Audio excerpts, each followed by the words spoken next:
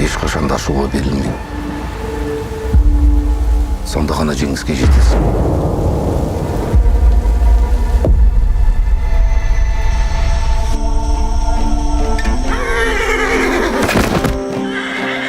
Беруге қимайсың. Жақсы жалға. Олай кімге бермешсің? Серікке қайта-қайта келіш деп мазаны алып жүрген жоқ қаба. Ешал, бердің да. Не деп құлақтан іліп отырсың? Қанша беру керек сол қағардың үшін? Что, заплатить мне? Боевичок! Через 3 месяца бабок не будет. Будем по-другому базарить. Алматы әдемі лас қала. Көке суға шеріп тұрасыз ба не? Welcome to Алматы.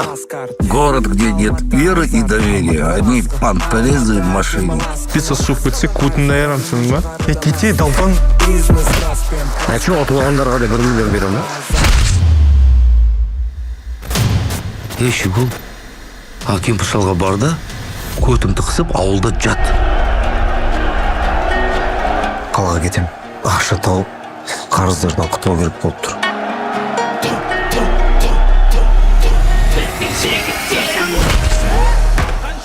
Дегенма сендей характері бар мықты жігіттер керек. Жарайды, кешегі ана мешок. Ертең бір профессионалдың қолына түссең, өлтіріп жібереді ғой. Қазіргі кезде боецтер проститутка сияқты. Ақша төлесең ғана жұмыс жасайды.